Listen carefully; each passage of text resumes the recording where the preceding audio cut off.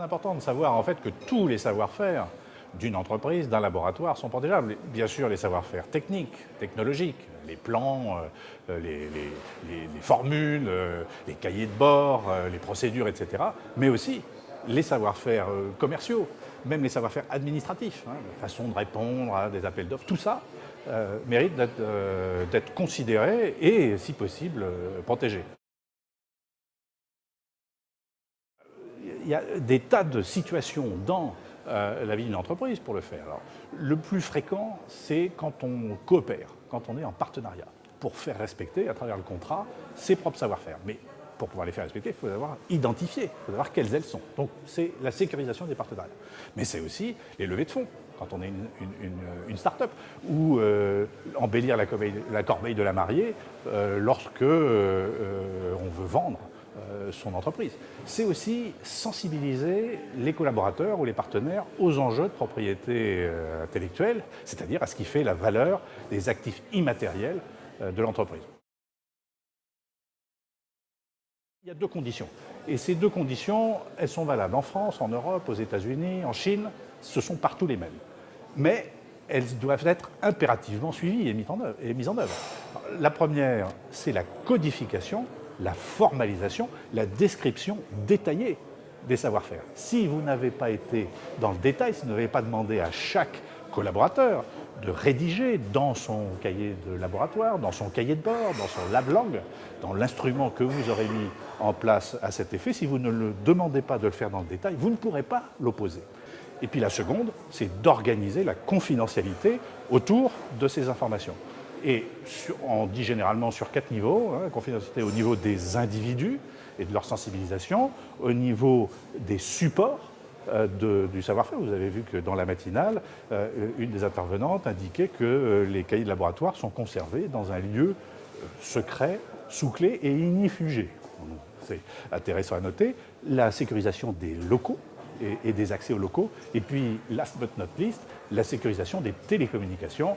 Et là, on a parlé, lors de la matinale, de cette agence nationale de la sécurité informatique qui, gratuitement, fournit des checklists pour vérifier qu'on est bien protégé sur l'ensemble de ces télécommunications.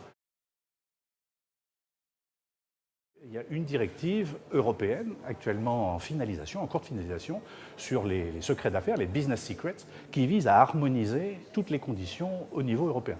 Et on retrouve les mêmes deux conditions principales que j'ai indiquées, donc la codification, la formalisation et l'organisation de la confidentialité. Il y en a une troisième, pour ceux qui s'intéressent aux enjeux juridiques, c'est la condition de valeur économique du savoir-faire, mais elle va un peu de soi.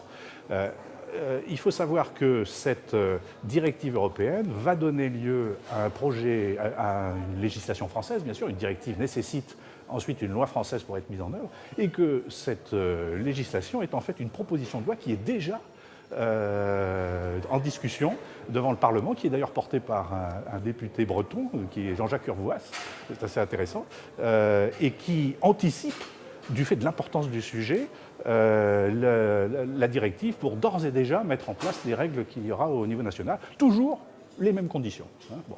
Et vous avez les mêmes conditions aux États-Unis, je l'ai déjà dit, les mêmes conditions en Chine.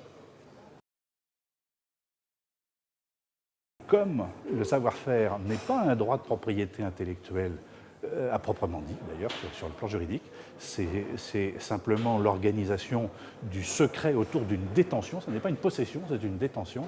Et donc les règles juridiques de transfert sont totalement différentes de celles, par exemple, d'une licence de brevet. On ne parle pas, d'ailleurs, juridiquement parlant, strictement parlant, d'une licence de savoir-faire. Ce n'est pas la terminologie juridique orthodoxe, même si tout le monde emploie ce terme. Et c'est bien de se le rappeler, parce que le contrat sera totalement différent. Il encadre. On comprend très bien que le vendeur d'un savoir-faire voudra être payé avant de divulguer son savoir-faire et que l'acheteur voudra voir avant de payer, ce qui pose un problème, ce qui n'existe pas en matière de brevet, puisqu'en matière de brevet, dès lors que vous avez le titre, vous pouvez le montrer après sa publication et vous conservez vos droits. Ça n'est pas le cas avec le savoir-faire. Donc on comprend bien que le mécanisme juridique est différent.